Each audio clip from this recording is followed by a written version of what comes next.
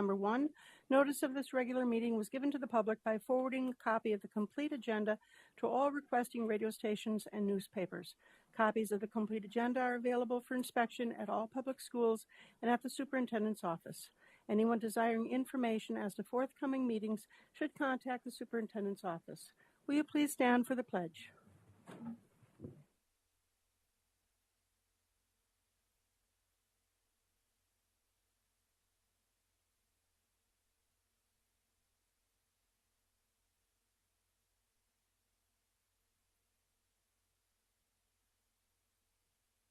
Roll call, Stacy. Mrs. Schmeling. Miss Adams. Here. Mr. Price.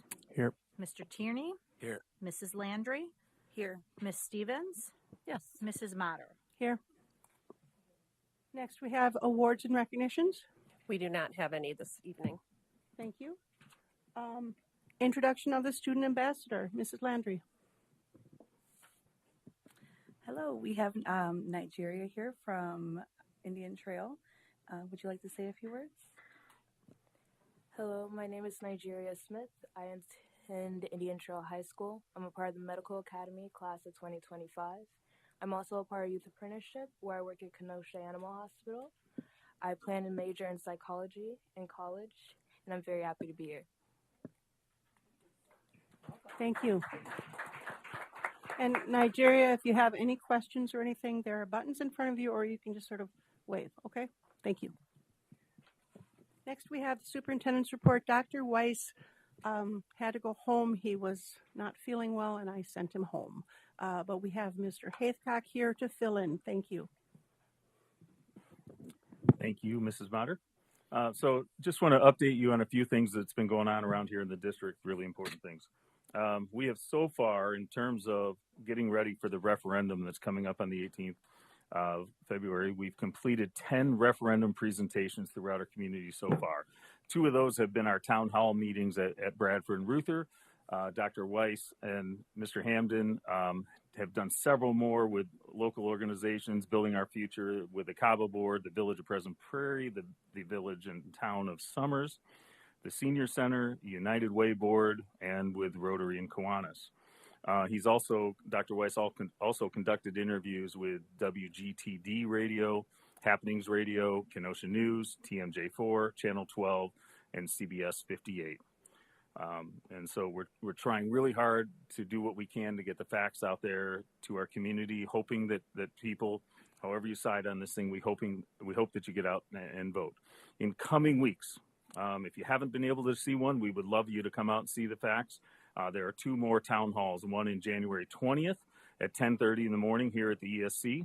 Again, that's January 20th at 10:30 a.m. And then there's another one, a 4th one on February 4th at 5:30 p.m. at Lance Middle School. He also has one more radio interview coming up. So please, reminder, February 18th is the day, and we encourage everyone in Kenosha to get out and vote.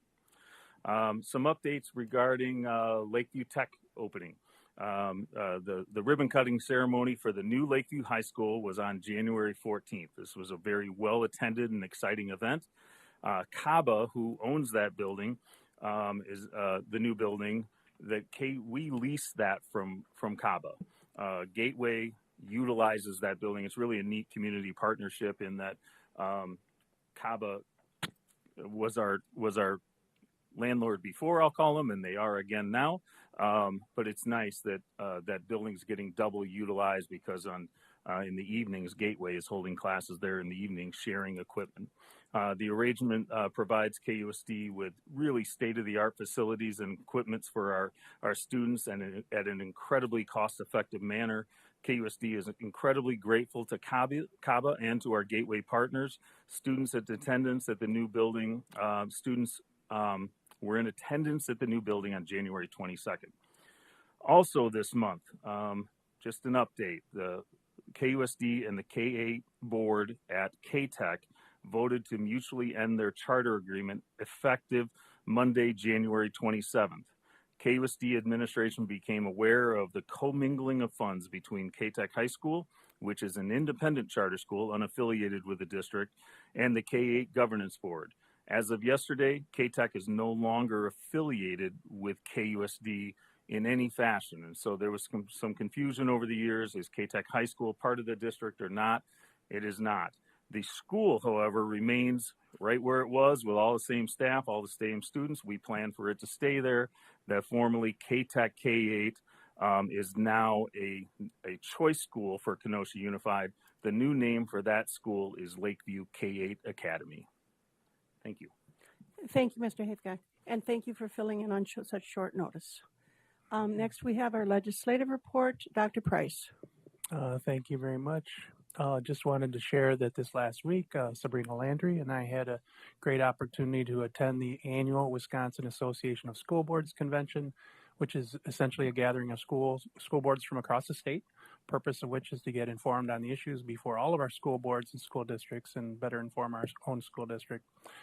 Just in the weeds a little bit, I represented our Kenosha Unified School District at the Assembly, where we voted on different resolutions, kind of guidance for our advocates to go forward and make sure that they can help out with what we need for our school district.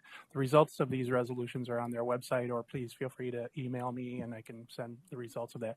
I also had 2 professional development sessions. I went to a health education and a WIAA competition, and my colleague Sabrina can share what she went to.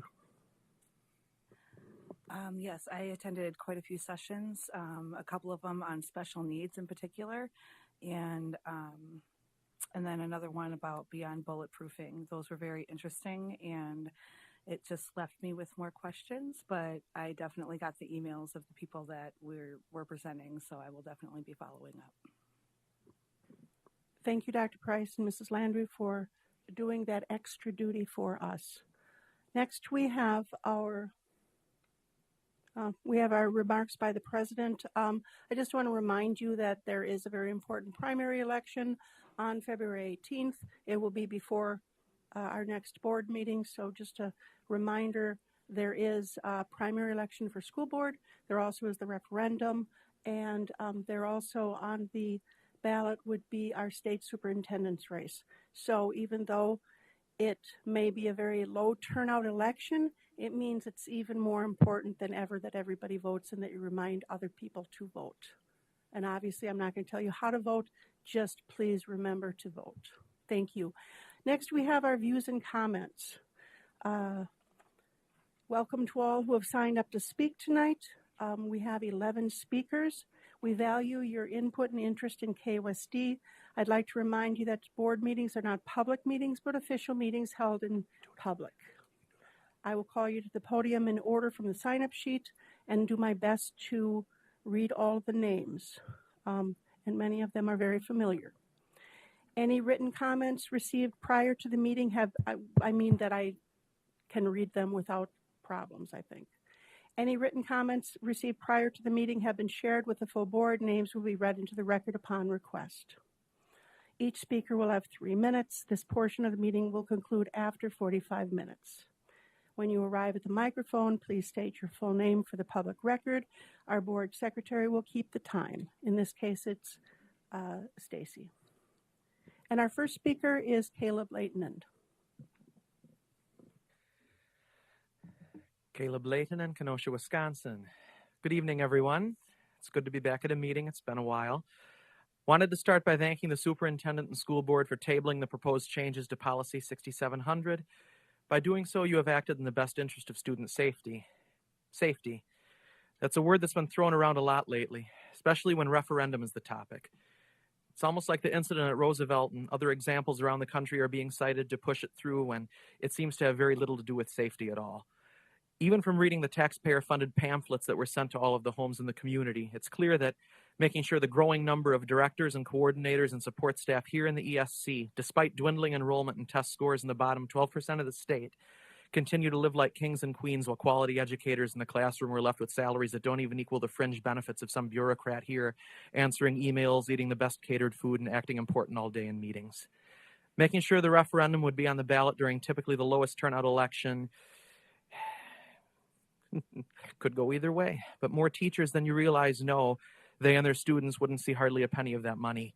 About the only thing transparent about the tin pot dictators who see KUSD as a bottomless money pit is their motivation for asking in the first place. It's not to improve learning. It's not to give the typical dedicated educator a better living. It's not to improve safety. I'm sure the funds spent on materials to ask citizens to agree to even higher taxes could have gone a long way in making a school more secure. I find it ridiculous, with as poorly as this district has historically managed its assets, not to mention the possibility that a portion of this money get pocketed by a teacher who sends pictures of himself to a student in the middle of the night or converts supply closets into bedrooms, that it feels entitled to ask anything more of this community. 76% of a budget going towards salaries means that less than a quarter go towards students or facilities. It's entirely out of whack, and taxpayers, especially those in Pleasant Prairie, who already provide 33% of funding despite only housing 15% of total students, deserve better than being robbed when there's no results or any reason to believe there will be. I will be voting against both the referendum and the incumbent on whose watch the KUSD has failed more variably and completely year after year after year. Fixing education has to start with using what you have. And if that means making cuts to a bloated administration and support staff at the same percentage as enrollment declines each year, or rewarding yourselves with raises and more benefits only when literacy rates and test scores reflect a winning district, swallow your pride and do it. Any other company or entity would have to. I would also like to say, it's off script, but I appreciate the fact that the school board, unlike in many other areas, does not take a hefty salary here. You come here, you work for very little, and you dedicate a lot of time to making our children's education safe, complete, and I thank you for that. Good night. Next, we have Angela Kretschmer.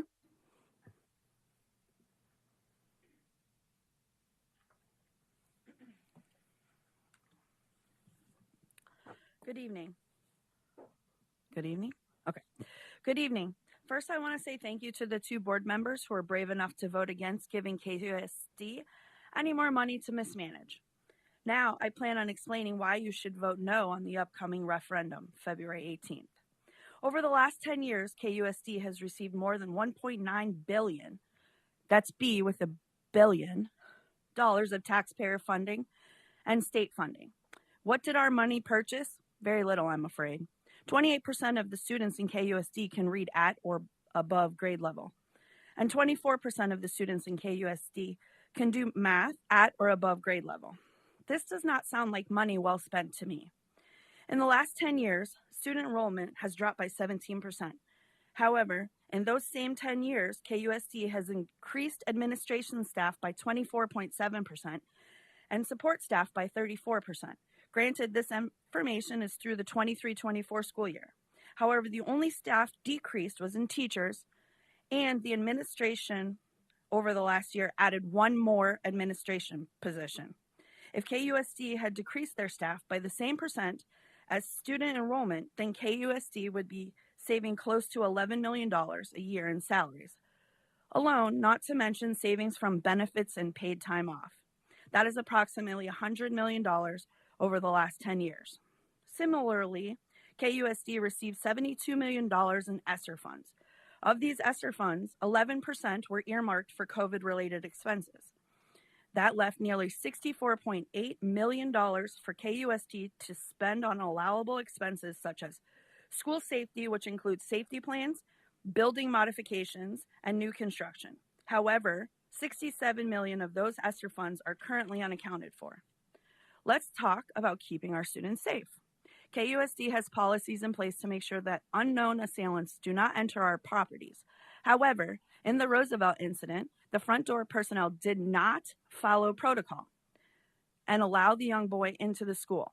I can also attest that Indian Trail does not follow protocol and allows people in the building without making sure they know why they're there, what their business is there. They just buzz people through. It is only by the grace of God that this boy was stopped at Roosevelt. KUSD has terminated or suspended with pay at least 13 alleged pedophiles. Lastly, KUSD board members have voted several times to allow biological boys and girls private spaces. For these reasons, and mostly because I can't afford to pay any more taxes, I will be voting no on the referendum question on February 18th. Thank you. Next, we have Valerie Kretschmer.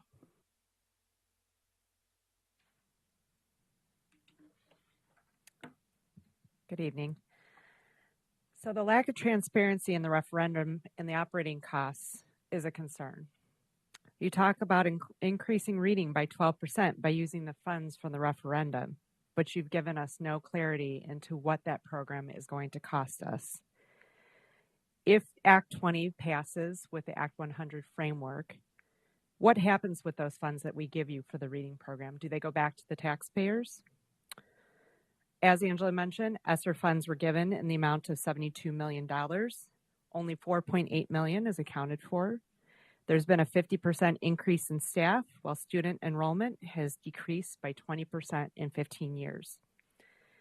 ESSER funds were spent on hiring more administrative staff, knowing it would end in the fall of 2024, and you're expecting taxpayers to keep funding admin salaries and benefits. There's been no clear communication from the district, and you wouldn't even allow us to ask live questions during the town halls.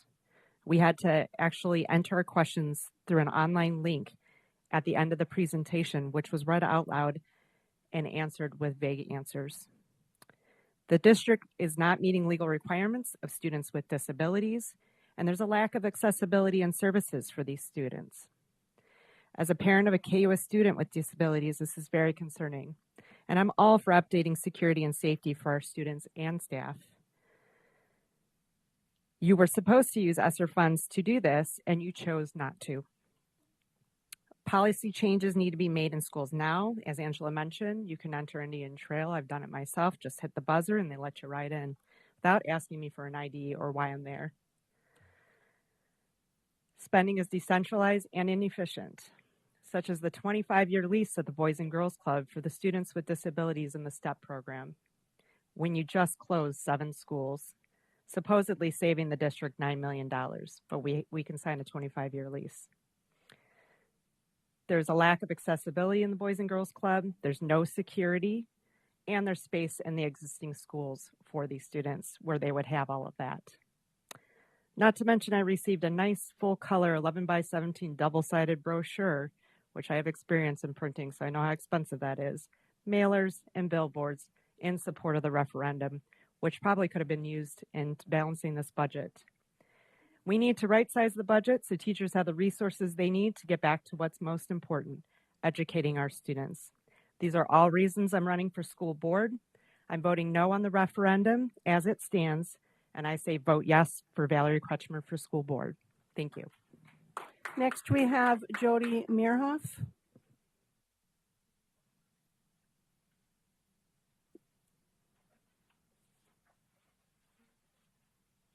Hi, I'm Jody Meerhoff. KUSD kids and kids in other public school districts in Wisconsin are being hurt by decisions made in the state legislature in Madison. For example, while for-profit and religious schools are reimbursed 90% of their special education funding, public schools are only reimbursed 33%, leaving districts like KUSD to have to fill a huge funding gap. And due to Madison legislatures, Wisconsin's per-pupil funding has not kept pace with inflation for the last 15 years. That has left districts like KUSD to have to fill yet another funding gap. Also funneling public tax dollars into a separate school system of for-profit and religious schools has cost KUSD millions of dollars. Yet another funding gap KUSD and other districts have had to fill. Even with a drop in student enrollment and school closures, KUSD, like other Wisconsin districts, has fallen further behind. In 2024, there were a record 241 school funding referendums on ballots in Wisconsin. I'm happy that the majority of these passed, and I hope in Kenosha voters will vote yes on the February 18th KUSD referendum, so our children can have the resources and education they deserve so they can have a brighter future. Strong schools attract and retain a solid employment base, contribute to strong economic development, and increase property values. Investing in education helps not just our kids, but everybody who lives here, whether you have kids in school or not. and voting yes on the referendum is a way to protect our kids. In 2 separate instances, there were guns in KUSD schools. Both times it ended safely, but we may not be so lucky in the future. Voting yes will help KUSD afford to put safety measures in place to prevent, hopefully, a future school shooting. Switching gears, I want to ask our school board, administration, and school staff to accept and continue to treat all students with respect and allow them to be included in all aspects of school and extracurricular activities. I hope regardless of what is going on politically in our country, you'll make sure to allow all students to be their authentic selves and that you'll honor their gender identities so they can all feel welcome and thrive in KUSD schools. And to our trans and non-binary students and staff, you are perfect, just the way you are, and there are many people in our community who value and support you. Thank you. Next, we have Carl Bryan.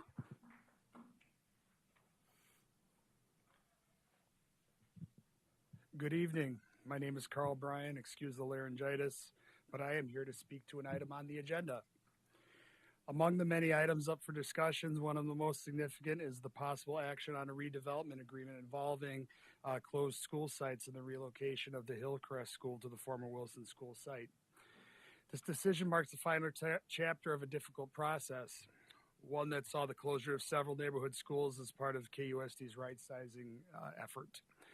As a Washington Middle School alumnus myself, walking through the old building's halls one last time through that open house was a sad experience. But as we move forward, it's critical to understand why we're here and where we go from here. KUSD is facing a major budget deficit heading into the next fiscal year, and the reasons are clear. Like all of us, KUSD has been hit hard by inflation.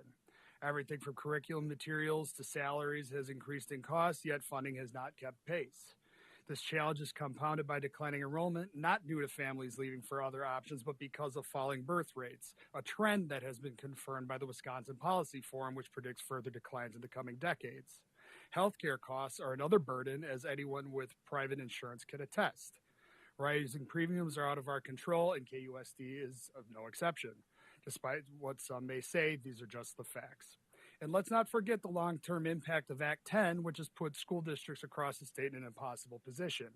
Revenue limits no longer keep up with inflation, and special education funding remains woefully inadequate.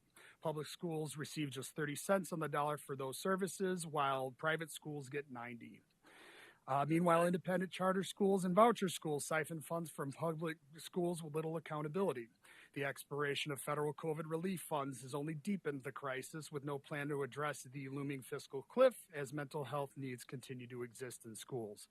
It is clear that our policymakers have simply failed Wisconsin's public schools. Some argue that KUSD should find more ways to cut costs, but the reality is there is nothing left to cut. 7 schools were just closed to balance last year's budget. Employee benefits have also been reduced. Teachers and students have already borne the brunt of these cuts. If we continue down this road, we will have to make painful choices, possibly eliminating AP courses, increasing class sizes, cutting fine arts, music, athletics. And what about keeping our best teachers? What about maintaining modern, safe school buildings? I understand people have frustrations with past decisions by the board and administration, but punishing our kids for these missteps is not the answer. We do have a solution, the upcoming operational referendum. A yes vote on this referendum ensures that KUSD can retain top teachers, sustain vital programs, and provide safe, well-equipped schools for our children. This is the opportunity to stand up for education in Kenosha and invest in the future of our community. Make the right choice and vote yes on February 18th. Thank you. Thank you. Next, we have Megan Ernst.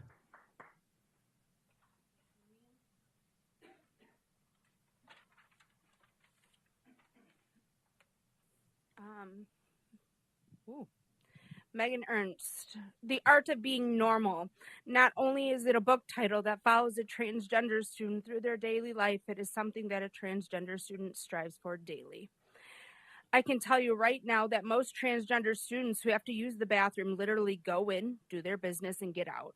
And in locker rooms, most transgender students change in the bathroom stalls located in the locker rooms or have different accommodation because they are fearful that they will be targeted for bullying and assault within those private areas. At the last school board meeting, I was appalled that we are back here again speaking about transgender students as if they shouldn't exist. As a reminder, Policy 6700 has already been voted on and approved back in February 2017. The verbiage of this was a first read to show updated policy to align with the state WIAA policy and Wisconsin Association of School Board Policy 370. I believe these families and students have enough going on in our country right now than to be badgered by members of our school board and in our community.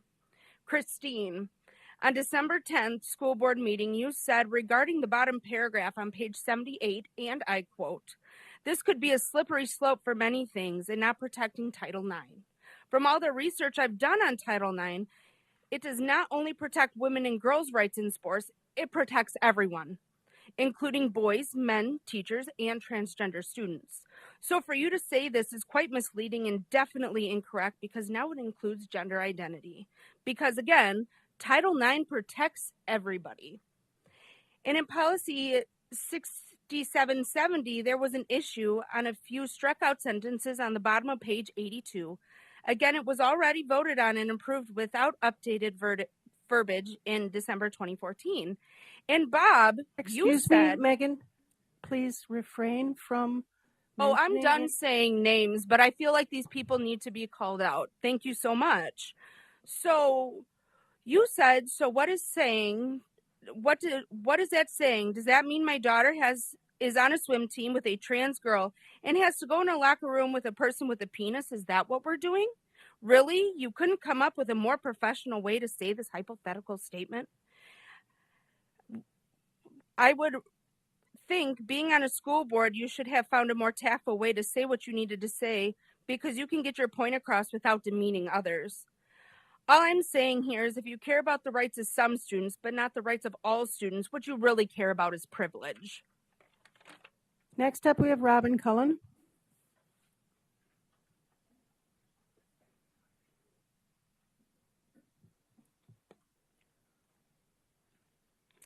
Hi, I'm Robin Cullen from Kenosha. First, I want to thank the board for the changes made to policy 6700 and 6070. These updates reflect a thoughtful approach to supporting our students, and I hope that they are brought forward for a second reading soon. That said, I am frustrated and disgusted by how some in our community and even some board members of this board misrepresented these policies to target our most vulnerable students. Let me remind everyone here, all students deserve to be treated with respect and dignity. I also want to commend KUSD for the comprehensive work being done to ensure school safety. During the agenda review meeting, I was pleased to hear about the wide range of programs in place to help students thrive and stay safe at individual, class-wide, and school-wide levels.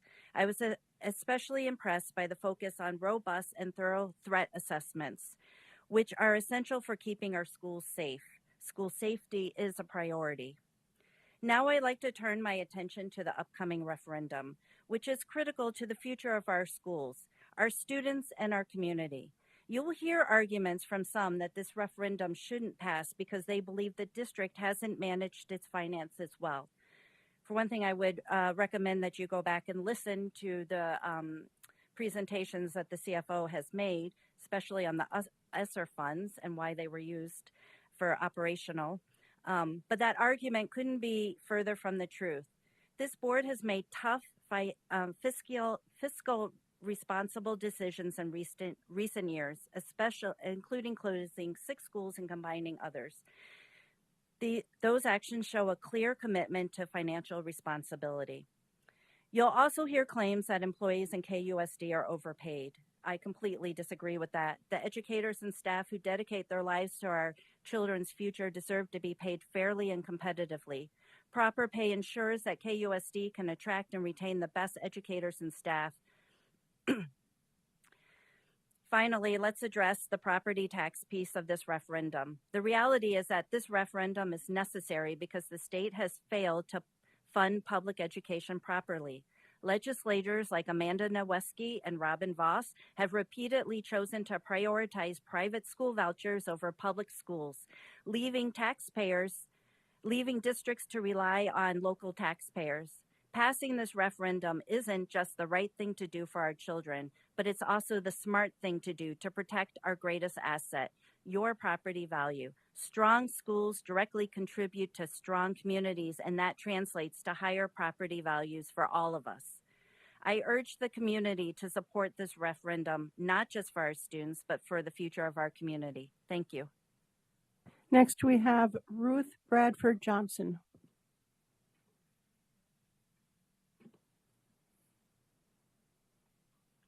Ruth Bradford Johnson, Kenosha. As a relatively new resident of Kenosha, I wish to commend you, the KUSD School Board, for your careful fiscal planning. You took many steps before coming to us as citizens with this referendum. The state legislature has created this untenable situation. They control state aid, never adjusting for inflation, and set a revenue cap for school districts. In addition to state-controlled aid, schools are funded through property taxes. School boards can present citizens with a referendum and ask to raise property taxes to ensure quality education. So here we are, a referendum on February 18th, needing us to act. The referendum is for operational expenses. When is the last time you were in a school? They are busy places needing technology, books, supplies, security. Oh, and yes, staff, teachers and aides and administrators. I have volunteered in schools. There are educational heroes at work every day, teaching 20 to 25 children, each with their own special needs. We can't ask teachers to do more. We already ask them to work for wages far below what the private sector would pay them, given their education. We need a skilled, dedicated educational staff. Schools need supplies, technology, and safety security updates. So vote yes for the referendum.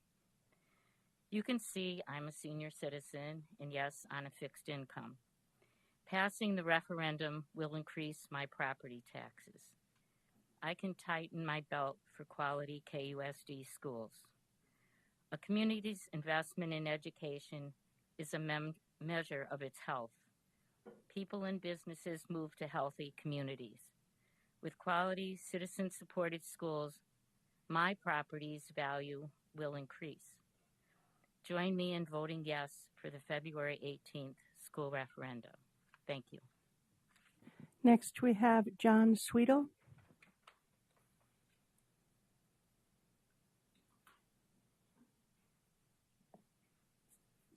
Okay, Amanda Becker.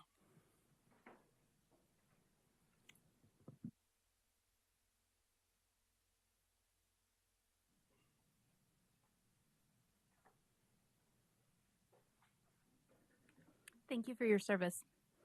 I'm here today to speak in favor of the referendum. As parents, we all want what's best for our kids: safe schools, strong teachers, resources, and programs to help them succeed. Kenosha's public schools are facing serious financial challenges due to inadequate state funding. Despite Wisconsin holding on to a $4.5 billion budget surplus, several Wisconsin communities have had to go to referendum. Governor Evers has proposed increasing funding, and the state legislature has blocked his efforts. At the same time, private school vouchers are diverting millions away from public schools, more than $700 million in taxpayer money in 2023. Voucher spend goes up year over year. They're not required to have, private schools are not required to have the same standards and services as public schools. And in Kenosha, the only private schools that we have are religious schools. We're subsidizing private school tuition at the expense of public schools. The referendum is necessary for our students and community. Without funding, we're going to see increased class sizes, fewer programs, outdated materials, and teacher shortages. With the funding, we're going to see higher property values, stronger workforce, and more attractive communities for businesses and families. None of us want to see our taxes go up. We're all working on budgets. I also know, though, that strong schools equals strong communities. My hope is that with our federal government's focus on reducing the cost of groceries, imposing tariffs to increase revenue, and tax cuts, families will be able to absorb this investment without it hitting as hard as it might have in prior years. Also, trans rights are human rights. Trans kids are kids.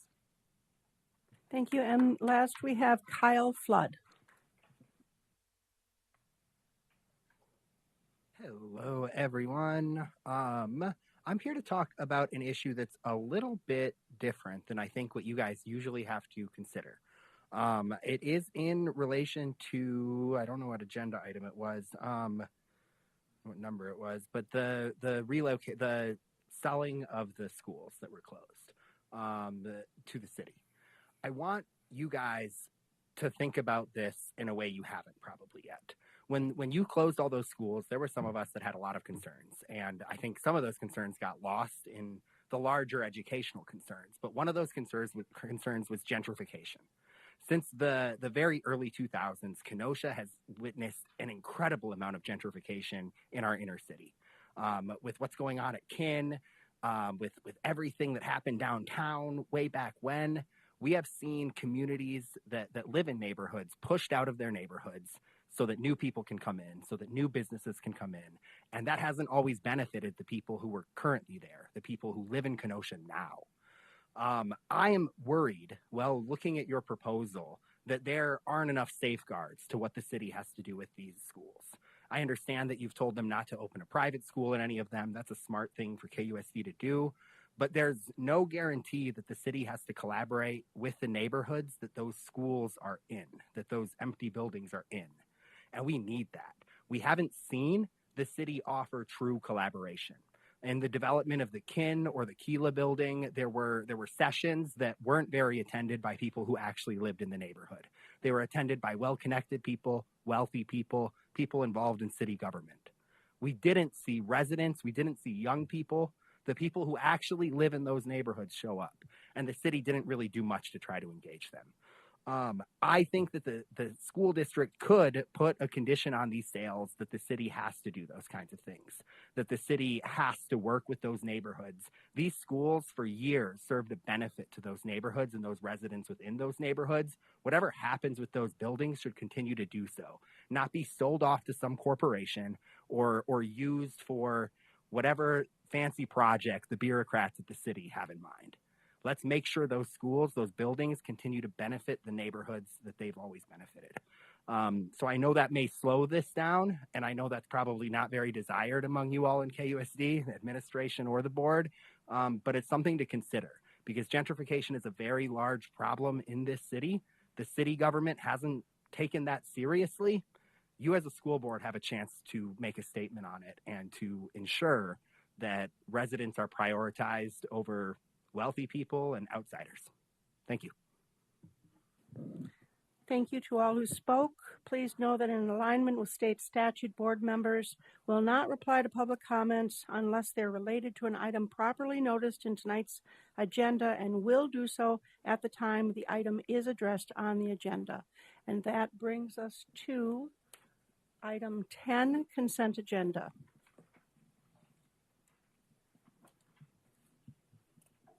I'll make a motion to pass the consent agenda. Excuse me. I'll second. Motion has been made and seconded for the consent agenda. Any discussion? Yes. Can we look at policy and rule 5475 again? Recent incidents in my home life have raised concerns in this area, and I've reached out to other people have reached out to me as well. There is nothing in here that addresses that. Well, okay, so in the previous policy, it said within the special education program, it shall be responsibility of the special education teacher to modify undesired behaviors and attitudes through teaching behavior intervention plans, student counseling, parent guidance, parent guardian assistance, curriculum changes, schedule changes, etc. There's Mrs. Landry. Oh, sorry. Yeah.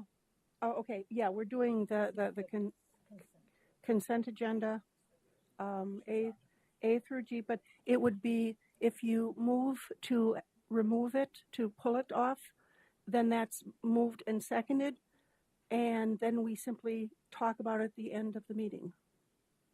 Okay. So then we get to it then. Okay. Okay. So, I mean, we hear you, Okay. but we'll hear you later. Sounds good. Okay. You made the motion to pull it. Yes. Now, is there a second? I'll second it. Okay. Motion has been made for the move the consent agenda with the exception of item E, policy 5475. Is there any further discussion? Hearing none, all in favor signify by saying aye. Aye. Aye. Any opposed? Chair votes aye. And now item E goes to the end of the agenda. Okay. We learned that last meeting. Yes. Okay. Now we go to old business. There is no old business. New business, discussion action, reading instruction, first reading. And we have Wendy. Do you speak to this too? No, Mrs. Tyndall. Yeah, thank you. Good evening. And Mary Hoover, coordinator of. Thank you. Pardon me?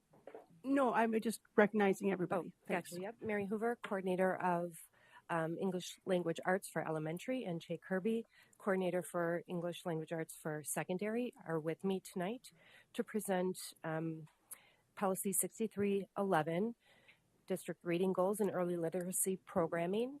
This is a new policy we have developed in accordance with Act 20.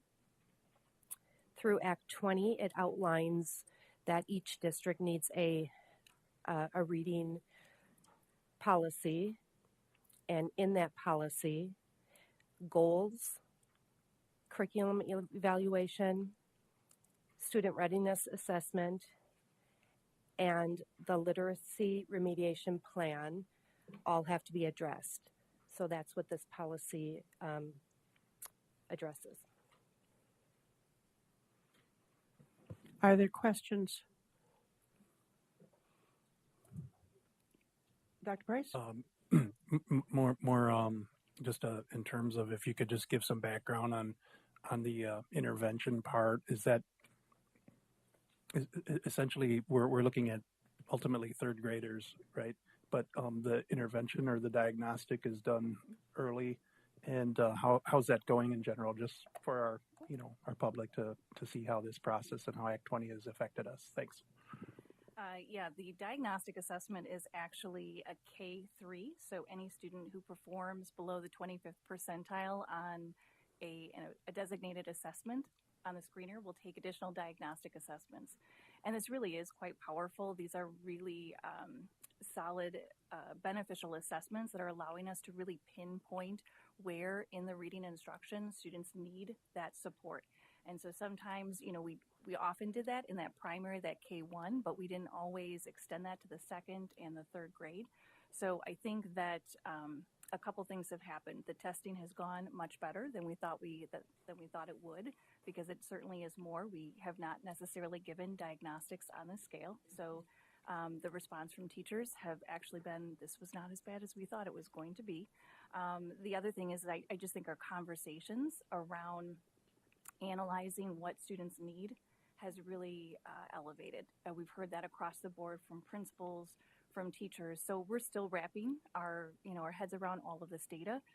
But then that leads into the interventions. So we do have what we're calling reading plans.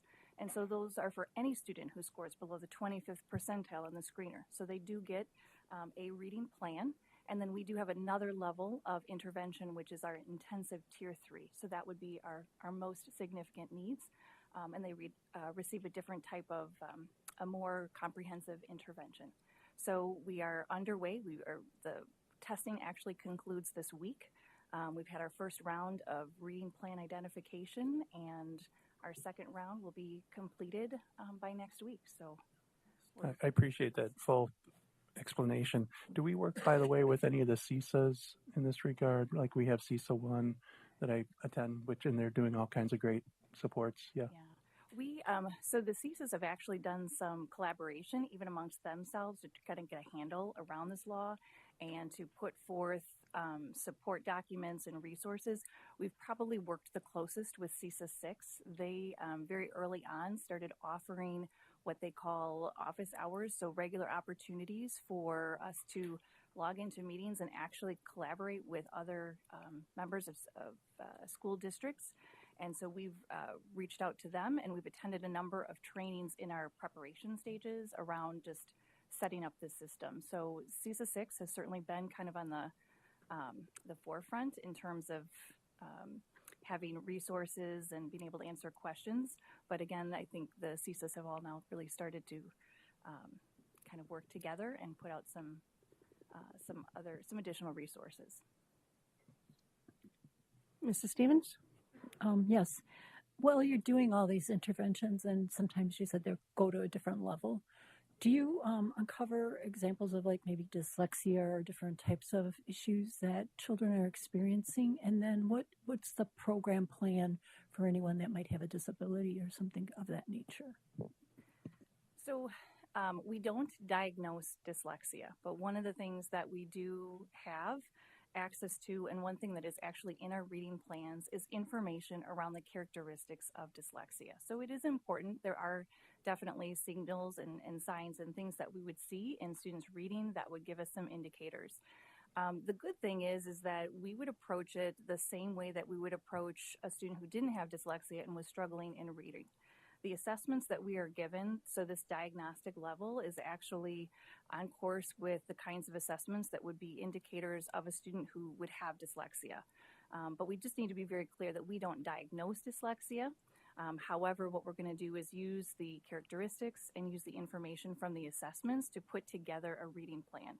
So we have created 6 reading plans that span the phonics, comprehension, and fluency continuum, so that we can really pinpoint where the student is in terms of their needs and put them in the appropriate plan.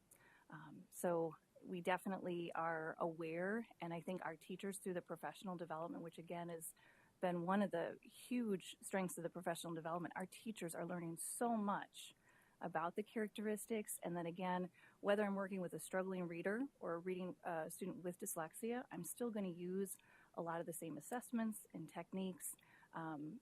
And some of the variables that would come up, again, it wouldn't matter whether the student had dyslexia or not. I would always be trying to read the data and respond to their needs. Thank you. Thank you. Mrs. Adams? Yes, thank you. As it pertains to our ESL, ELL students, how are the reading plans specific to those students with the language barrier? So we have kind of two prongs. So since CASEL provides instruction in Spanish, they actually have some specific reading plans just for CASEL. So they are delivered in Spanish, and they are around supporting in Spanish. And then for all of the rest of the elementary schools, we have plans for students, and it's based on criteria. So we take into consideration access levels, their current participation in any kind of language support. And so our ML students will have that qualify for a reading plan. In many cases, we'll actually have it delivered by the ESL teacher. And what they have done, which I think has been, again, kind of a remarkable standout piece, is that they've combined the reading plan with the language support. So what they might be doing in a side support session around language development, they're actually wrapping it into the reading plan. So instead of I leave for 15 minutes for a reading plan and then I leave for 15 minutes for language, they're actually merging these. So they still are getting the elements of the reading plan that we've identified that they need, but it is getting wrapped within the language support and being delivered by those that know I think the best around those techniques for working with our ML students. I would also just highlight that, again, through the professional development, our ESL teachers, they participate in all of the coursework and all of the professional development. So we're all really working from the same bank of techniques and understanding around reading plans and reading instruction. So I think that's actually a pretty powerful part. Thank you. Other questions? Okay, if nobody else, Mrs. Stevens has one more. I know that there's $15 million set aside at the state for these programs, and it's all across the state for the elementary schools that are the teachers are working with. But I'm wondering how much would KUSD get if they release that funding? So the original language in the law was that the money is being earmarked for actually statewide literacy coaches, which I don't believe that has materialized. And the other piece was curriculum. So if you adopted that, they put together a core literacy group that looked at curriculum and actually created an approved list of curriculum. And so if you purchase that curriculum after a certain date, you could actually apply for a grant. You could potentially receive up to 50% of the total cost of what a curriculum adoption would be. However, this would be dependent on the volume of grants that they would receive, so it would be prorated. So you have one really large district who puts it in. So we have not adopted curriculum. We have done revisions to our current curriculum based on the DPI rubric that we were provided. So we actually, at this point, would not be eligible for any of the funding. Okay, thank you. I'd like to make a motion. All right, motion. Yes. I'd like to motion approve policy 6311, district reading goals and early literacy program as a first reading. I'd second that motion. Motion has been made and seconded. Any further discussion?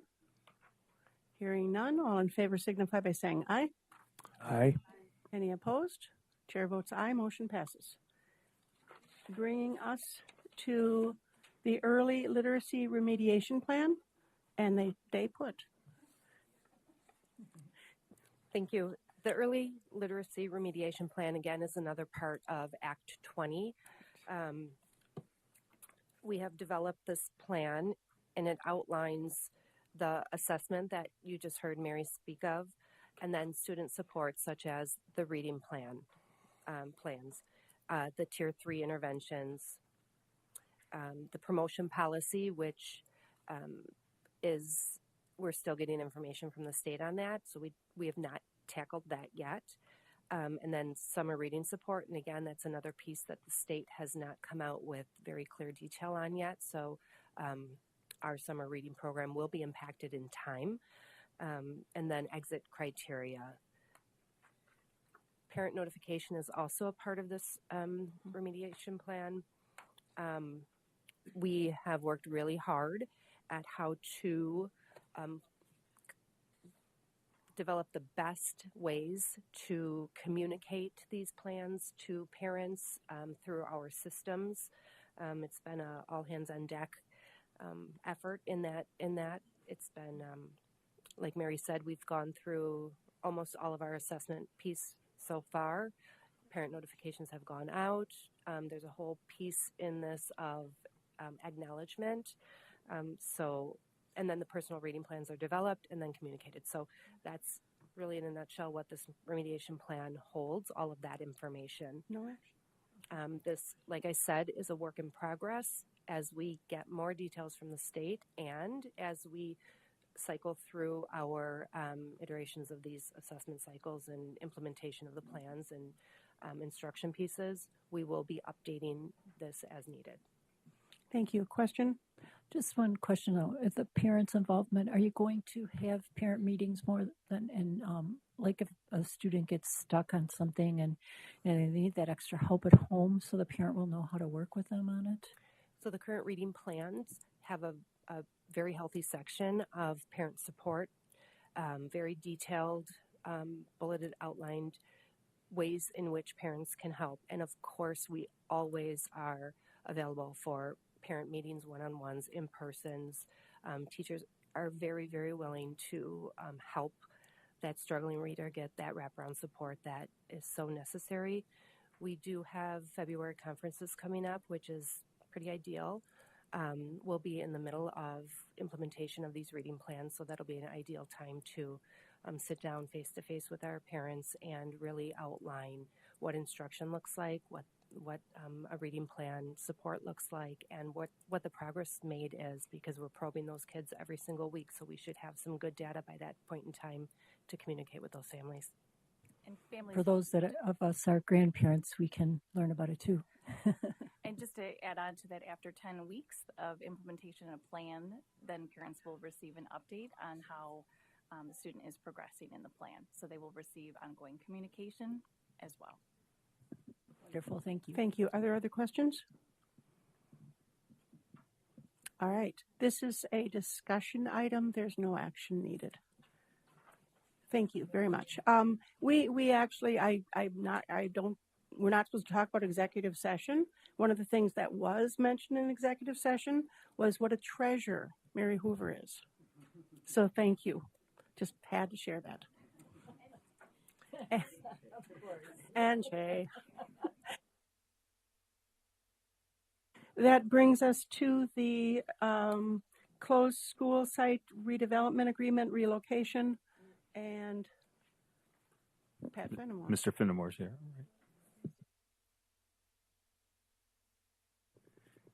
Good evening. So what we have in front of you today is something that we've talked about in executive session. This is really the first time we're talking about it in an open session, and it is related to the redevelopment agreement, proposed redevelopment agreement between KUSD and the City of Kenosha with respect to the buildings that were closed this past year, school buildings that were closed. So we started working with the city. If you recall that, I believe that was like December 12th of 23 when the board approved the right sizing plan. And as part of that, we talked in those meetings about next steps. And one of those next steps was working with the city to come up with a plan and maybe an eventual agreement on that redevelopment of those sites. Long process, as one could expect. But I really think we came up with something that is I think it's a truly a win-win for this community. For us, our biggest concern was we had a lot of risk. We have a lot of risk and a lot of liability with those sites if we retain ownership, both from a maintenance cost perspective, but also there has to be redevelopment of them. We can't just let these buildings sit in these communities and neighborhoods, and those costs are substantial. The city has TID capability. Several of the sites have been rolled into TIDs. We have representation on the TID Joint Review Board, Mrs. Adams. So we have a say as to how those sites get redeveloped.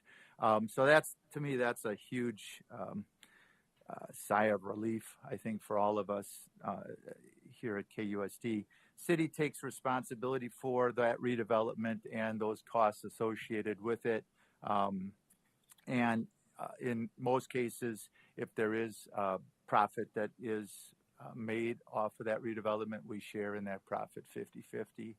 A lot of these are not going to generate profit. There's going to be more cost related to redeveloping them than there will be reaped in any sales.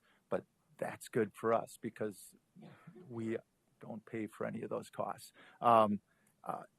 Then I think, to me, a big thing is, the expectation, the conversations that we've had with the city, what they have presented to their TID board is that, they're looking at these sites for housing. That benefits us as well. We need more people to come into our community. And all of the properties that get redeveloped will eventually generate property taxes, which also benefit us. Finally, a couple things. It allows for the expansion of the Lakeview K-8 site. That's something that school has desired, and from a playground perspective, from a parent drop-off perspective, from a parking perspective, and then the last thing, and that's kind of the latest thing that came as part of this was the inclusion of the relocation of Hillcrest to the old Wilson school site. So we built that into the agreement as a what if, but as part of our proposal this evening, we're proposing to relocate Hillcrest into Wilson. And, there's some significant benefits from a facilities perspective for the school. The building is significantly nicer than the Hillcrest building. The Hillcrest building was built as a country school. And so it just doesn't have a lot of amenities that we like to have in schools. Wilson, we've invested a lot of money in that building, a lot of ESSER money early on, also quite a bit of just district money to maintain that building. It's in terrific shape. It's larger, so not that Hillcrest is looking to grow, but just greater space for providing the services that they do for students. Sometimes separation is important at that school, and this will provide a little bit more opportunity for that. And it's a great site. I mean, Hillcrest is a great site. Wilson's a great site from a site perspective. The Hillcrest current site redevelopment is that site that, we do believe there'll be profit generated by that sale and redevelopment, and that profit would be shared 50-50 between the city and KUSD. So we're here recommending, board approval of this agreement. The city Common Council approved it on October 22nd, and it's on our plate now to make a decision on. Thank you, Pat. Questions? Yes. At the Hillcrest property, how much land is there? Sorry about that. It's a little bit under 17 acres. So I think it's like 16.85 or something like that acres. So the possibility, because of the area and the possibility of redevelopment is quite high there. So it is. when not our redevelopment, but selling it for profit. Yeah, there is. There's in addition to our site, there's some additional properties that are just north of Hillcrest that I would think developers will eye up and maybe look at something grander from a housing perspective there. I have one of the things that the board had asked me to do, and I've been working on it with some of our local professionals. We talked about what properties we have in the district and what opportunities we might have to make some sales and bring some funds back into the district. And although that property is not part of really those discussions, it gets brought up every time by every broker I talk to, because there is it just seems like a desirable area. It's a very residential area. And it's, like I say, there's quite a bit of property north of our property that somebody could, right. Also procure and do something on a grander scale in that area. Okay, thank you, Patrick and Christine. Other questions? Dr. Price. I'm sorry, Yolanda. Yeah, I just wanted to make a motion. Yes.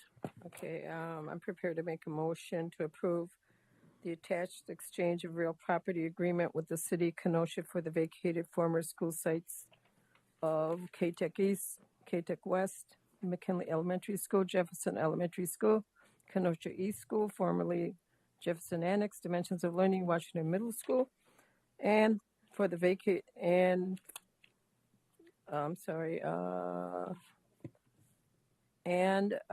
the relocation of the Hillcrest School to the former Wilson Elementary. I'll second. Motion made and seconded. Further discussion? And yes. I was just going to ask, in my time on the board, we had some conditions on selling stuff in general, like the land, and I was very pleased the conditions that we made on that. Can you speak to what conditions we could ask of this? Yeah. Good Mr. point. Fenimore? Okay, Good point, Dr. Price. Yeah. One of the things we put in here, and it will go with the sale of any of the properties, is there are deed restrictions that's maybe a strong word, but there are restrictions that go with the property that would prevent the buildings for reuse as a pre-K through 12 institution, and we put those stipulations in there, as you all are aware, so that obviously if another school, private type school, uses that space, it's potentially taking students away from KUSD. So that rides in there, and that is in the agreement. And the city is, like I say, their focus on the sites that we're talking about with them are housing, primarily some single family redevelopments, some multifamily redevelopments, and like I say, Mrs. Adams will have quite a bit of say on several of those because they are part of TIDS. Yes, Mrs. Adams? Yes, so I made the motion, and I just want to make a couple comments. I have been fortunate to be serving on the Joint Review Boards for not only the city of Kenosha, but Summers and the village of Pleasant Prairie for almost 4 years now, I believe. But I want to say that we're as a district, we're very lucky to have a person like Mr. Fenimore of his caliber when it relates to facilities, buildings, selling buildings, and all of that. He is definitely an expert in this field. I want to thank you, Mr. Fenimore. You work very hard, and you served on the Joint Review Boards for many, many years prior to myself. But I have, we have regular meetings very often, and we receive info and updates on these sites and other sites that are potential TID sites, tax incremental district sites, or TIF sites. And so I feel very confident that this is the right decision to make. And I'm just hoping that, that we can do something with these buildings and move on and move forward. I think we're moving at a good pace. We've talked about this for many years, and we're finally doing it. It needs to be done. It's sad, we all were sad to see these schools on this list close, and now what happens to the buildings is also going to be sad. So, but we move on, and life goes on, and so thank you again, Mr. Fenimore, for all your work and for your dedication to Kenosha Unified.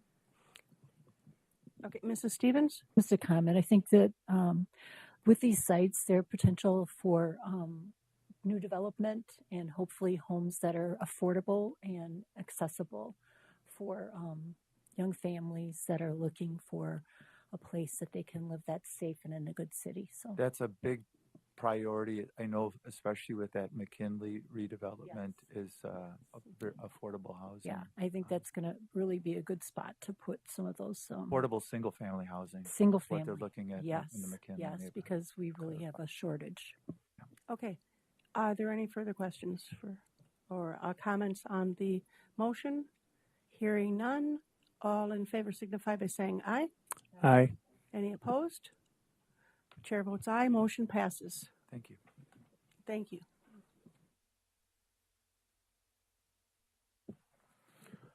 Next item on the agenda is about the Summer School 25 proposal. Joining me for this presentation, he'll help with questions, is Dr. Benziken, who serves as principal of Hillcrest School, but he's here tonight as the district lead of our summer school program. I thought you were just here to talk about, to make sure that we were going to move Hillcrest. Well, I'm interested in that. It's It's very good to see you. Please proceed. Okay, the 2025 summer school program is actually largely unchanged from last year. There are some adjustments that I'll get to here. The elementary program retains the same curriculum and instructional practices. The middle schools continue with the same interventions offering as last year and what they've been doing the last several years. I will comment that we are working with our middle schools to try to combine some of those best practices. There's some really good ideas that are coming up at a couple of those schools, and so we're just talking about how can we share those best ideas with everybody. High school programming will be identical to what it's been with previous years. No changes, largely focused on credit recovery, kids that fail classes. The potential change could be, we're proposing through the referendum some security work in terms of the controlled entrances at 7 schools. And so if there are schools that are under construction, we probably wouldn't host summer school at those schools. In fact, we wouldn't host summer school, and so we might change this should the referendum, should we decide that we're going to move forward for whatever reason with the controlled entrance projects at those 7 schools. What is different about this year's request is that we're proposing a pay change that does not impact the overall cost of summer school. We're not asking for an increase in any way. Last year, we increased summer school pay, the cost of teachers, from $25 to $33 an hour. Those of you remember that we discussed and we showed what nearby districts were paying, and we were woefully behind many of those. And so the board agreed at that time that we would increase the pay from $25 to the equivalent of what a starting teacher would make hourly in their first year working in the district. And then as we would go forward, that cost might change should we have a cost of living increase, which we did. And so this year, because the beginning cost of teachers would change, we're proposing that the cost for summer school change from $33 to $34 an hour. I will point out that there are some other employees that were kind of sad. We're definitely sad that we did not do the same with their salaries. We looked at that really hard this year, and we can fit that within the budget and feel like it's fair to do so. So we're also proposing that the clerks pay, the summer school clerks, which is sort of the secretary, the clerical support for summer school sites, would change from $13.21 an hour to $17.80 an hour. And our special ed educational support professionals would change from $15.09 an hour to $20.18 an hour for summer school. And those are in alignment with what the starting pay would be for a first year employee in those employee groups.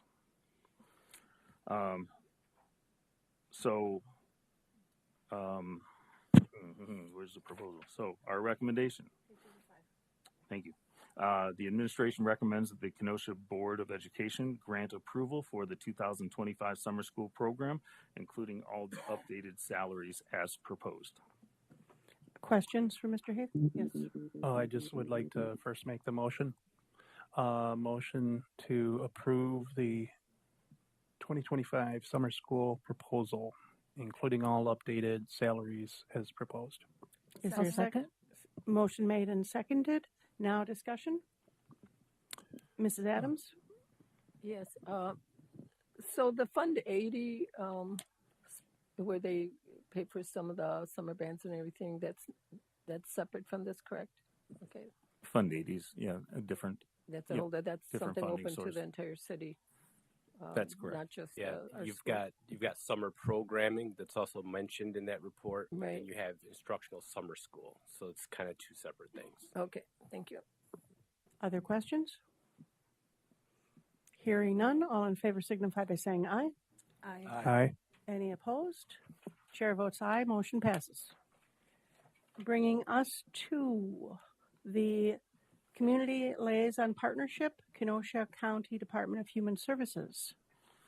And that's where. Thank you. I have with me Pam Condos from the Department of Children and Family Services and Chris Schoen from Professional Services Group, Community Impact Programs, and Michelle Santelli, who is our regional coordinator over middle schools and choice schools, is here to help with this conversation tonight should questions come up.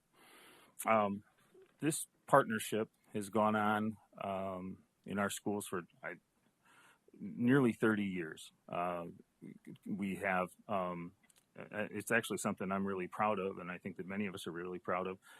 We have 7 positions that are called community liaison positions that currently exist at Bradford, Tremper, Indian Trail, Ruther, Bullen, Washington, and now Lance, because the position at Lincoln moved to Lance. therefore leaving Mahone Middle School as our only comprehensive attendance area middle school or high school that does not have a position. This position is Fund 80, yes. And so all of the funds that come from Kenosha Unified are from Fund 80, which is a different pot of money, different from the Fund 10 money that we talk about, or different as we talk about like a referendum. This doesn't have impact on that funding. This is a different amount of funding. But what's interesting about these positions is the positions are shared financially right down the middle with the Department of Children and Family Services. So we pay for half of that full-time person who has an office in our large middle school and high schools. And then they contract with community impact programs, professional services group, to have an employee fulfill that contract working with our students. A few years ago, when I started in this position, we decided that this should come to the board for yearly renewal. It actually just kind of automatically renewed. It was part of the Fund 80 budget, and so we decided that we wanted to bring it yearly, but we realized that in that we share ownership of this position with Department of Children and Family Services, their calendar budget follows the regular calendar years. You operate January to December, the end of December, and we operate July 1st to June 31st. And so we're proposing today 3 different things in our report. One is the renewal of the standard agreement that we've had for close to 30 years. Again, splitting the positions that are there. That last time it was approved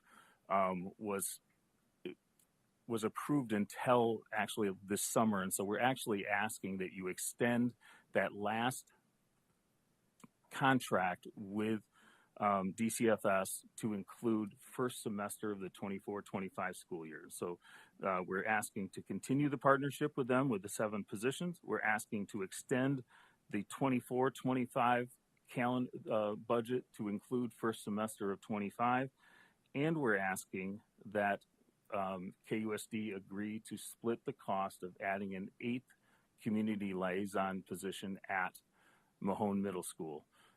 Which would again be split between the cost of that employee would be split between the Department of Children and Family Services and Kenosha Unified. The Department of Children and Family Services has already voted to add their half of this position, and so we're here today hoping to add Kenosha Unified's approval to add our half of that. Mr. Handman, could you talk just a little bit about Fund 80, please, and explain that to the group? Yeah, so Fund 80 is a separate tax levy that the board has approved. It is not operational, so it's not general fund related. Anything that is levied in Fund 80 cannot go backwards. It has to be used only for these community services types programs. And that's pretty much the gist of it. They have to be primarily non-education related, so it's not instructional in nature, and open to our full community, Kenosha, Pleasant Prairie, Village, and Town of Summers. So it's not just our students that are enrolled in our district. These programs must be open to all in our community. Just for a clarification point, you could never use any of the Fund 80 money for referendum, correct? To pay for items on the referendum? Yeah. Right, not for items that are mentioned in our referendum. Do we have Mrs. Landry? I was just going to make a motion. All right.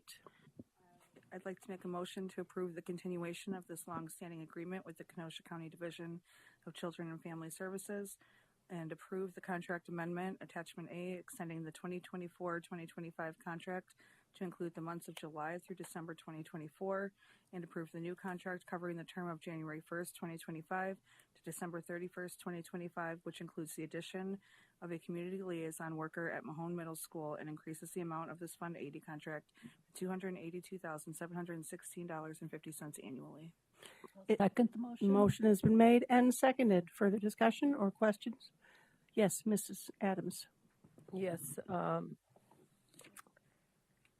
Okay.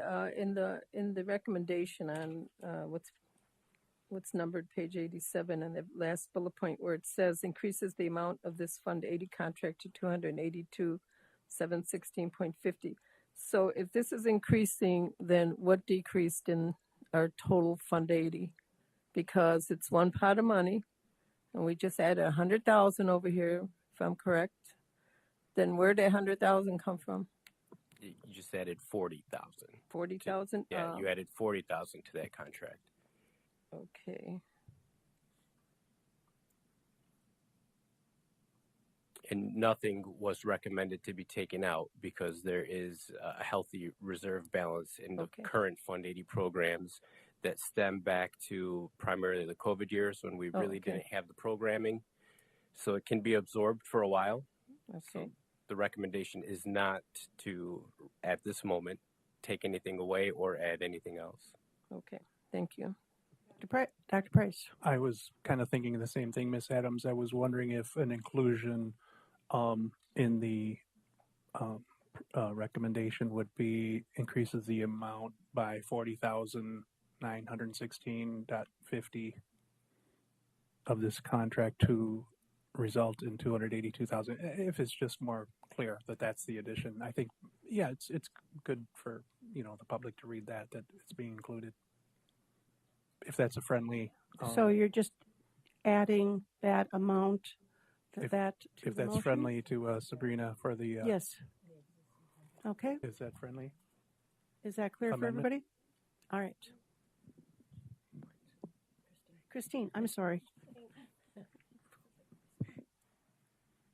So who, the CIP liaison workers, who do they report to? They actually report to a supervisor who we have over the middle schools, high schools, and we also have an elementary school program that's separate from this. And then is that person do evaluations? Is Yes. to just to see if the things are being completed or they're being effective and Correct, yes. And they work very closely with building administration as well to ensure that the liaison is doing what they need them to do and kind of fulfilling the obligations there. okay. And then so do they report to the person in their building or are they reporting to you? They report to us and they have a contact in the building that they report to. It really depends on the school. Sometimes it could be the dean, sometimes it's the principal. We're really flexible in terms of who they like that liaison to report to. In the last, let's say, couple years, 5 years, let's say, what has been the retention of these people that we hire to do these jobs?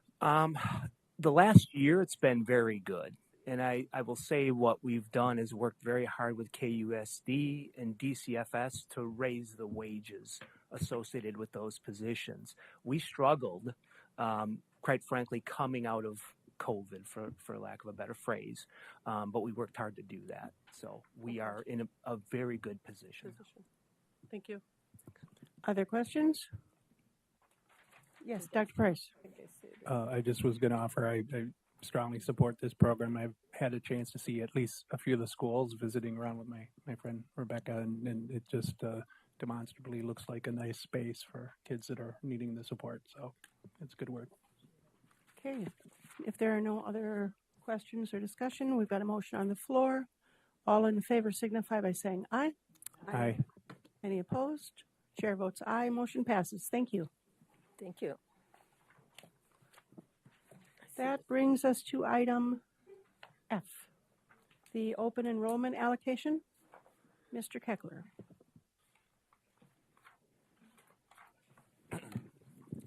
Thank you, Madam President. Members of the board, this is the January responsibility piece as designated by the state's open enrollment program. School boards across the state that wish to participate in this, and which KUSD always has, needs to just define the number of allocated spaces, not locations yet, just spaces at the January board meeting. The open enrollment period for students then begins at the start of February and goes for 3 months. And then in May, at board meeting after we have our lottery. You'll have the approval or denial recommendations based through that historical process. Even with our declining enrollment, mainly from the birth rate, we did open this up for a few more spaces. However, the majority of these are still geographically placed. We do have some students throughout the state that apply through virtual schools, but most of these are still from the physical standard that parents need to support the transportation on their own. So being at a corner of the state kind of locks us into a limited range by only having two directions to pull from, Racine or to the west a little bit. So we do offer these, but you can see the last few years with participation. Grades kindergarten, 6th grade, and 9th grade are usually higher just because of transitional grouping turns for elementary, middle, and high school respectively. So these are the recommendations, and be happy to answer any questions. Questions, Mr. Keckler? Yes. I guess Dr. I will. Price?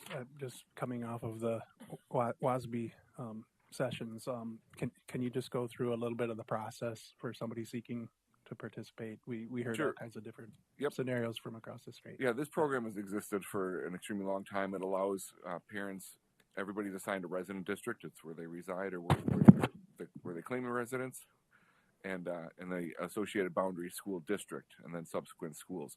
So this is a program, and it's expanded over the last several years. The window, for example, used to be just 1 month. They expanded it to 3 to give parents more time to investigate. So parents that of a 1 resident district have the ability to apply to up to 3 non-resident districts through that regular open enrollment period. So now it's set for 3 months. Other districts set the number of seats and then subsequently the locations, and parents have the ability to say, I just want to go to that district and I'll take any school that's offered. They could say, I prefer a certain school, or they could limit themselves. And we always encourage parents when they fill out these forms that they put a preference down. We don't want to deny students unless it's absolutely necessary for very limited reasons. But unfortunately, a lot of parents just lose out on the option when they limit themselves and say, I would like to go just to school X. And then we don't have any spaces at that school, and it's an automatic denial. So we always encourage them to just put down a preference. So we work with parents quite a bit through our office to support them through this application process. Several years ago, the district also opened up the alternative open enrollment application period. That starts July 1, and that is to allow for some of those mobility scenarios or other transitional scenarios. The state defines 5 different categories. The most common one is where parents would say it's in the best interest of the district, but there's they could put down if they were bullying scenarios. It could be military moves, for example. It was just to allow for some of those situations that developed for any number of reasons. And so this is utilized throughout the state. In general, the funding that goes with these students is about 2/3 still, Tarek? Yeah, about 2/3. About $9,000. About what? 9,000. Yeah.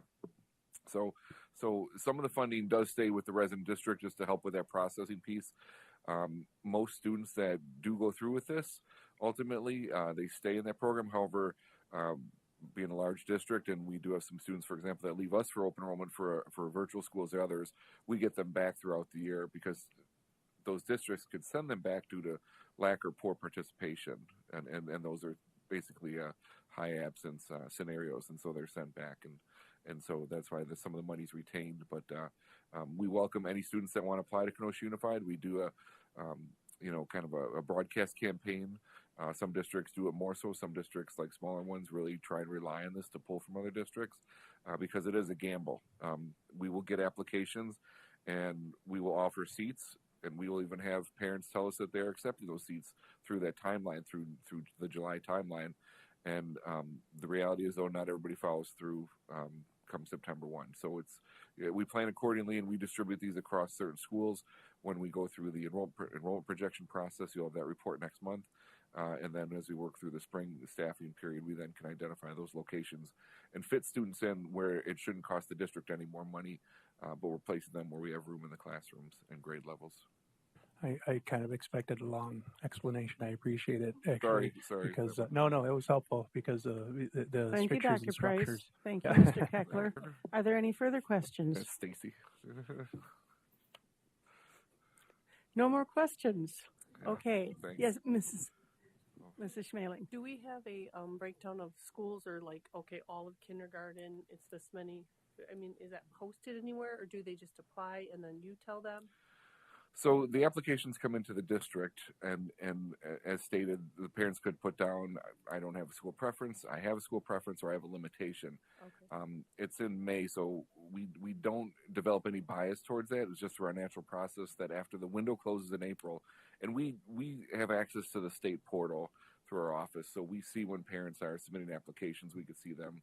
And specifically when they put down a limitation, we call in because we know what's going to happen. They'll get denied, then they'll say, "Wait, that's not what I meant," and so we work with them to be proactive about that, and we educate the parents on that. But it's after that window closes, then we work with school leadership and we identify where those spaces are at. We have still as the third largest district, we have half a dozen kids entering or exiting any school on any given day throughout our school year. So where those options at will change throughout the year. So the closer we can get to next school year, the more assured we could be of where those spaces are at. So we distribute those quite a bit and balance them out. And there's not many schools that are kind of closed off, but that's based basically on following the school board's policy and not trying to stack those grade levels too high. Dr. Price. I'd like to make a motion. Yes. That the school board that we affirm and approve the space available for open enrollment students for the 2025-26 school year.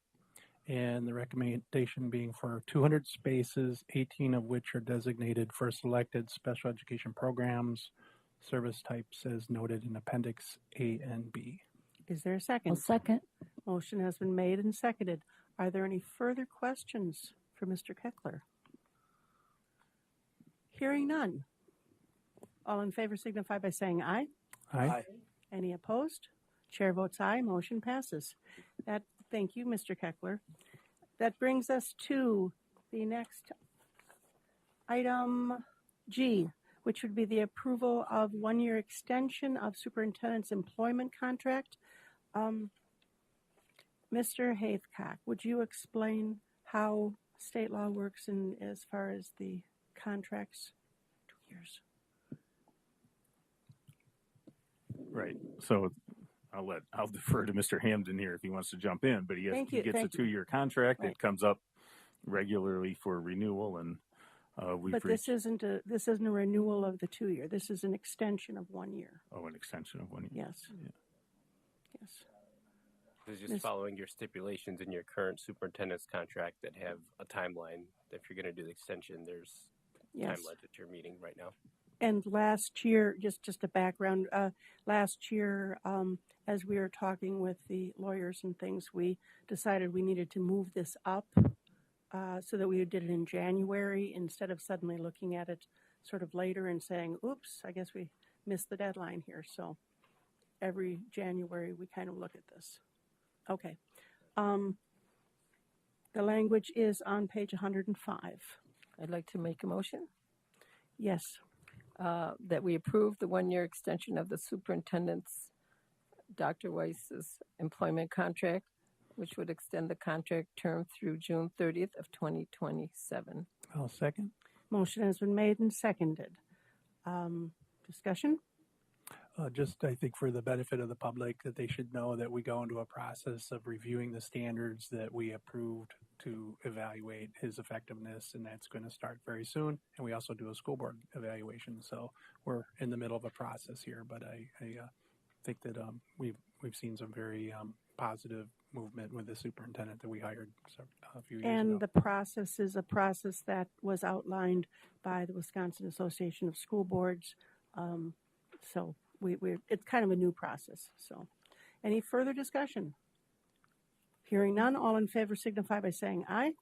Aye. Any opposed? Opposed. Okay. Chair votes aye. Motion passes. Thank you. Brings us to Black History Month resolution.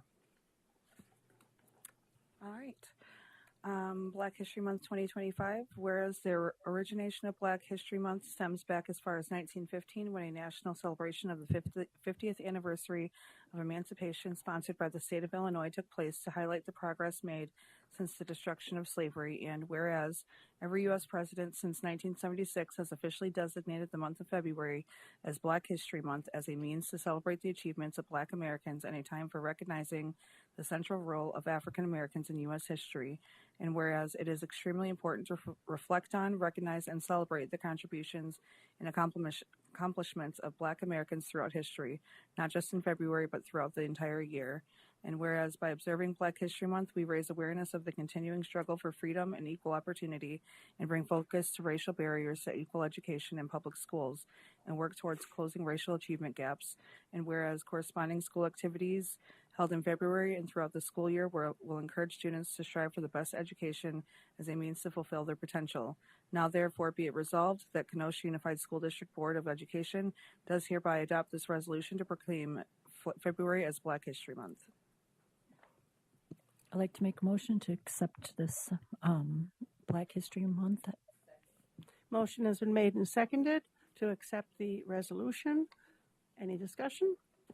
Hearing none, all in favor signify by saying aye. Aye. Aye. Any opposed?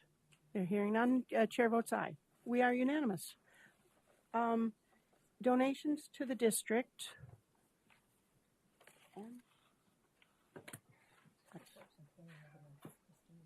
That's supposed to be Grace, not grade. Oh, it's supposed to be Grace, I know. not grade. It says grade there. It should say Grace. Oh, okay. I know. Donations to the district. The district has received the following donations. The Grace D. Kalawaski Family Trust donated $2,000 to the Fine Arts Department for youth concert busing, and the Marvin Martin Trust donated $4,200 to the Bradford High School's theater department for the Visiting Artist Program.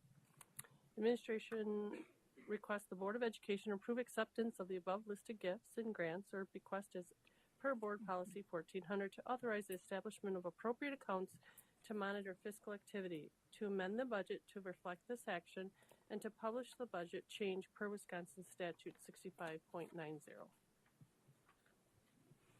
I'd like to make a motion to accept this. Motion has been made. Second? Second. Seconded by Mrs. Landry. All in favor signify by saying aye. Aye. Chair votes aye. Motion passes. That brings us back to the consent agenda that was pulled. Item E, Policy 5475, Students with Disabilities, second reading, and we have people here to talk about it.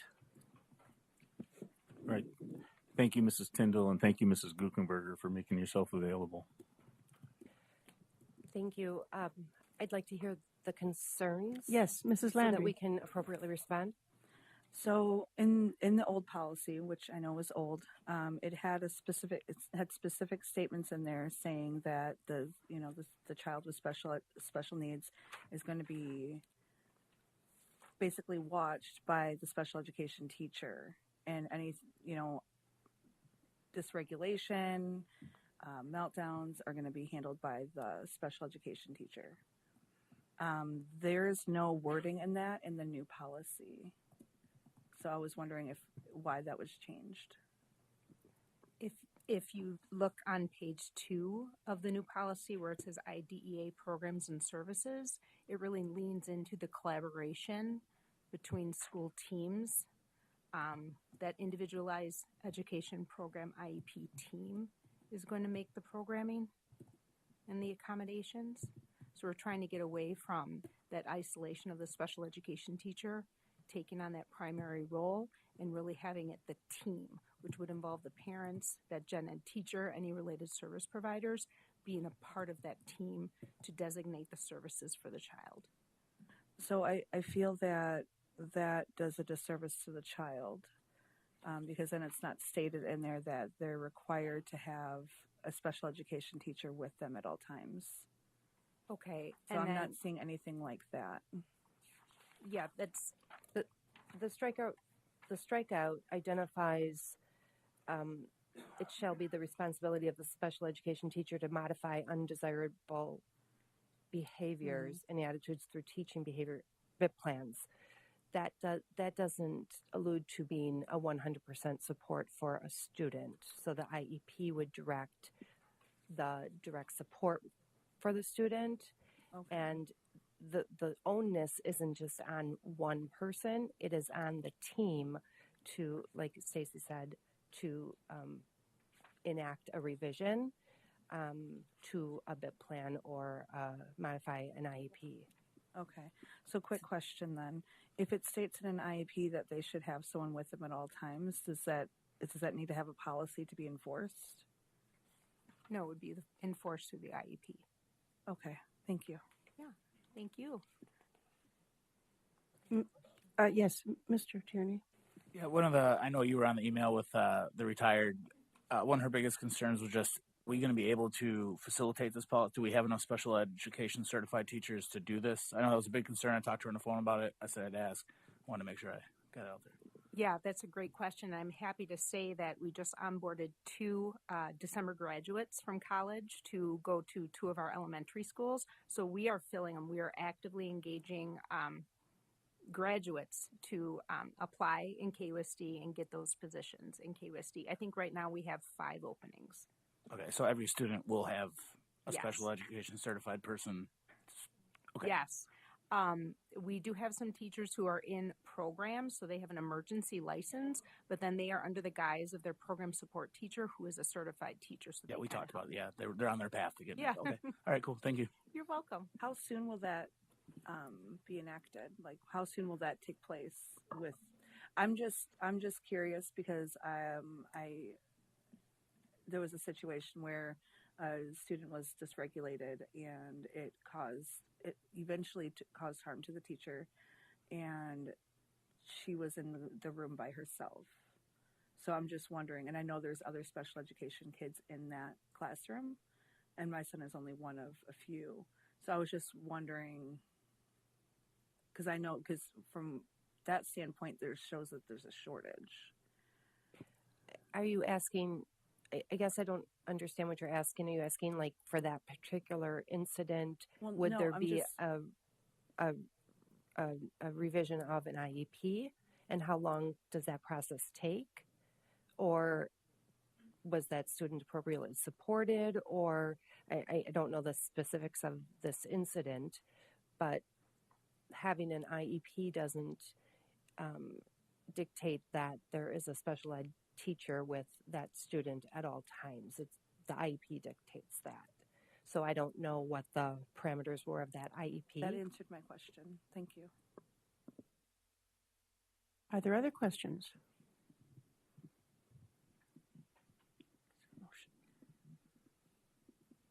Motion to adjourn. No, sorry, no. Motion to approve. Sorry. I'll second the motion. I'm ready to go home. I was tempted there. I was tempted. Okay. I'm not there yet. All right. Motion to approve and seconded by Mrs. Stevens. Thank you, ladies, for coming back. Is there any further discussion? All in favor signify by saying aye. Aye. Aye. Any opposed? Chair votes aye. Motion passes. That brings us to the last part of our meeting, which would be comments by the board. And we keep it brief. Mrs. Schmaling. Mrs. Adams. Yes, everybody please vote yes on the referendum on February 18th. Votar sí al referendum. It's very important for kids, for our schools, and for public education. Thank you. Okay. Mrs. Stevens.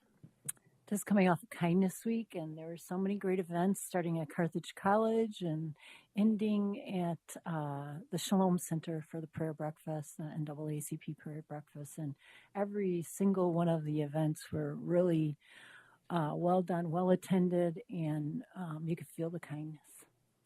And I'd also like to encourage everyone to get out and vote for the referendum on February 18th. Thank Dr. you. Price. Just great things going on in schools, and I'm missing my kid's basketball game today, but he's learning how to take it to the hole, which is really cool, and making free throws. But seriously, I also wanted to say 2 words about the gentrification comment that did raise some good concerns. Hopefully, we can work with continue to work with the city and our local councils, and make sure that we do good work with these buildings and use them properly. And last but not least, Shin Nian Kwaila. Today is Chinese New Year, and I see Ms. Schmeling knew that because she wore red. Great. Mr. Tierney. I just want to say thank you to all the teachers and staff. I know, on the social media, we always get the black eyes, but 99% of our teachers and staff are busting their butts. I appreciate it. It's been a lot with right sizing. People are burnt out. They're tired, but we see you. Appreciate you showing up every day, working hard for our kids. Thank you, Mr. Tierney. Mrs. Landry. Okay. Well, I would like to show appreciation for our student ambassador. And does she have it? Do you have anything to say, Nigeria? I just want to say thank you for having me here. It was a really good experience. It was a pleasure to have you. All right. Thank you, everybody. And Mrs. Landry, did you have a motion? Yes, motion to adjourn. Ooh, is there a second? Motion made and seconded. All in favor signify by saying aye. Aye. Chair votes aye. We are adjourned.